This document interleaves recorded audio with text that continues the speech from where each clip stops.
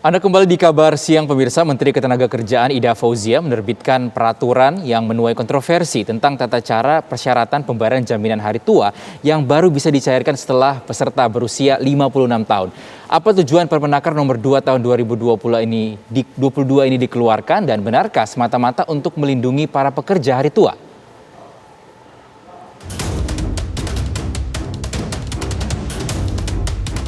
Menteri Ketenagakerjaan Ida Fauzia menerbitkan peraturan yang menuai kontroversi tentang tata cara dan persyaratan pembayaran jaminan hari tua. Polemik muncul lantaran peserta BPJS Ketenagakerjaan baru dapat mencairkan JHT setelah peserta memasuki usia 56 tahun. Padahal aturan sebelumnya, JHT bisa diklaim setelah 1 bulan berhenti dari tempat bekerja, meski yang bersangkutan belum berusia 56 tahun. Sejumlah pihak menolak aturan ini karena akan memberatkan para pegawai yang kehilangan pekerjaannya di masa pandemi COVID-19. Karena untuk mencairkan dana, mereka harus menunggu bertahun-tahun bahkan hingga puluhan tahun. Padahal uang JHT yang dicairkan bisa jadi digunakan sebagai modal usaha atau memenuhi kebutuhan keluarga.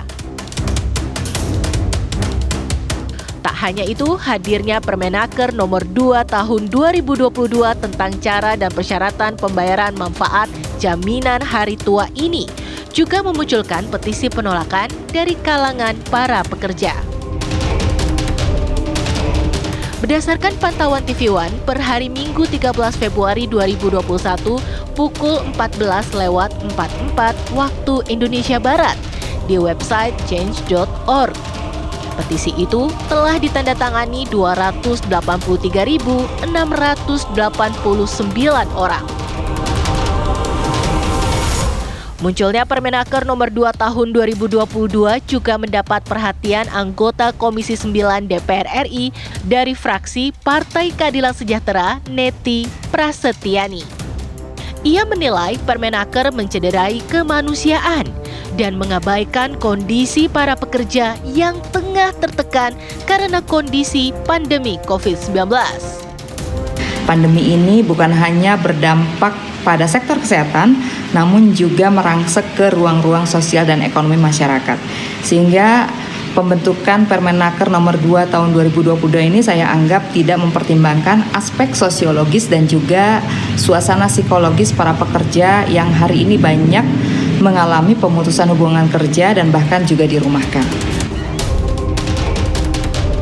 Sementara itu, anggota Komisi 9 dari fraksi PDI Perjuangan Rahmat Handoyo menduga pemerintah memang berniat baik dengan menerapkan Permenaker.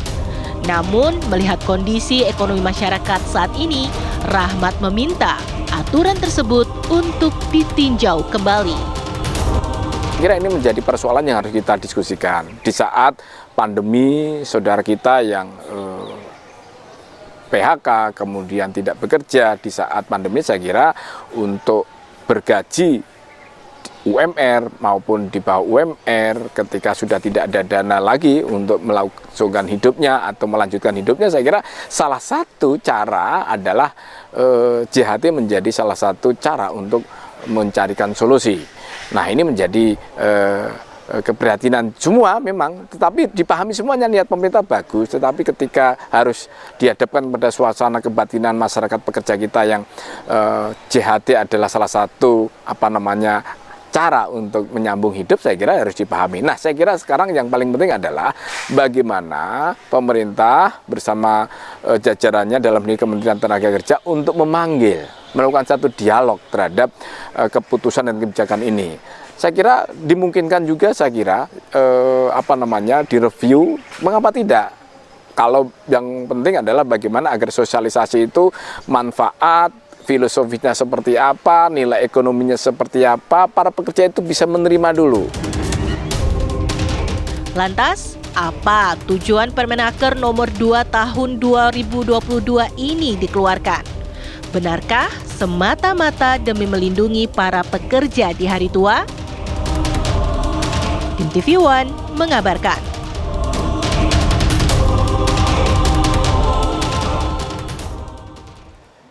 Pemirsa, dalam rapat Komisi 9 DPR, Kemenaker dan BPJS Ketenagakerjaan bahkan tidak secara khusus ada pembicaraan mengenai perubahan aturan JHT seperti yang tertuang dalam Permenaker nomor 2 tahun 2022 terkait dengan tata cara dan persyaratan pembayaran manfaat jaminan hari tua.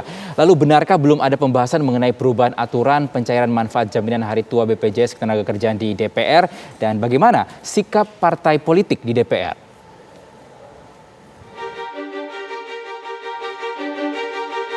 Polemik muncul lantaran peserta BPJS Ketenagakerjaan baru dapat mencairkan JHT setelah peserta memasuki usia 56 tahun. Tujuannya untuk mengembalikan fungsi jaminan hari tua sesuai Undang-Undang SJSN, Sistem Jaminan Sosial Nasional nomor 40 tahun 2004, bahwa jaminan hari tua itu yang memang adalah uang tunai yang akan diterima pekerja pada saat masuk ke usia pensiun, dalam hal ini 56 tahun. Jadi itu mau kita kembalikan pada hitohnya, kepada dasarnya, bahwa memang itu jaminan hari tua masa depan. Kalau itu bisa diambil sebelum masuk masa usia pensiun, maka itu namanya bukan jaminan hari tua lagi, kita ubah saja itu menjadi jaminan masa muda. Nah, tapi memang karena selama ini teman-teman pekerja 1 bulan setelah mereka ter-PHK atau resign, mereka bisa ambil, itu sesuai Permenaker yang lama. Kemudian sekarang harus ditunda menjadi 56 tahun, rata-rata teman-teman pekerja tidak terima, marah dan protes. Teman-teman pekerja menyatakan bahwa itu kan uang kami ter-PHK, kami butuh uang cash. Nah, karena kita memahami keluhan-keluhan ini, teman-teman yang ter-PHK ini, kita siapkan bantalannya bernama JKP, Jaminan Kehilangan Pekerjaan, di mana para peserta BPJS Ketenagakerjaan yang ter-PHK tidak perlu lagi menarik dana JHT, tapi mereka akan mendapatkan cash benefit, uang cash, semacam unemployment benefit selama 6 bulan. 3 bulan itu 45% dari gaji, 3 bulan berikutnya 25% dari gaji. Ini sudah, sistem JKP sudah ready, sudah siap.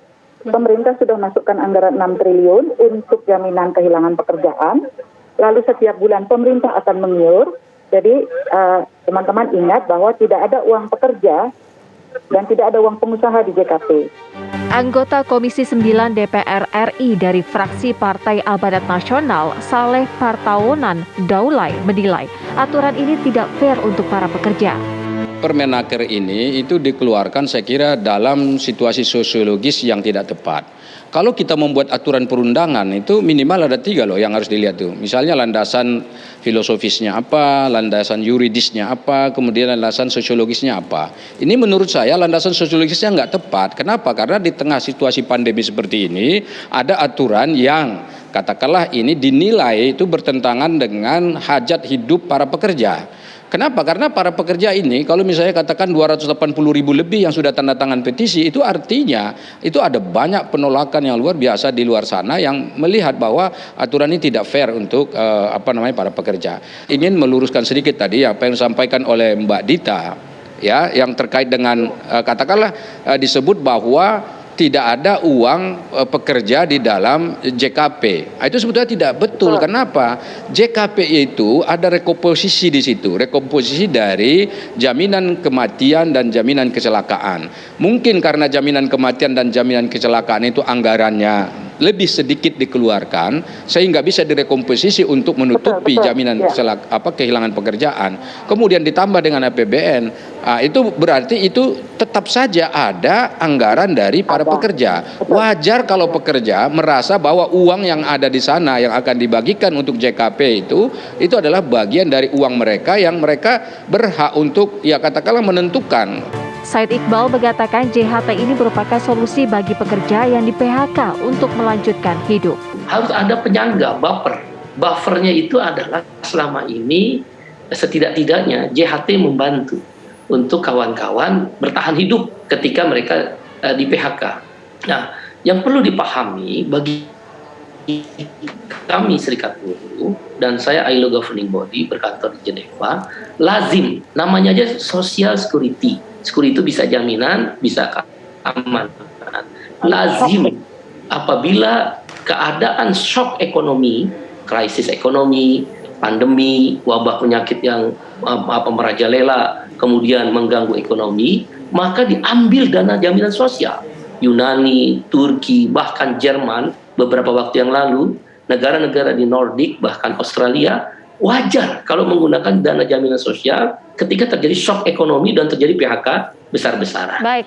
Nah, bedakan antara jaminan hari tua dengan jaminan pensiun. Kalau jaminan pensiun itu tidak bisa diambil karena membutuhkan kecukupan dana secara aktuaris. Saya mengiur 100 untuk jamin sampai 56 tahun pensiun, saya misal dapat 1.000. Maka saya nggak bisa ambil hari ini, tunggu nanti 1.000 dari pengembangan investasi dan iuran-iuran. Tapi kalau jaminan hari tua itu tabungan sosial, dia bisa digunakan kapan saja sesuai kebutuhannya. Tim TV One mengabarkan.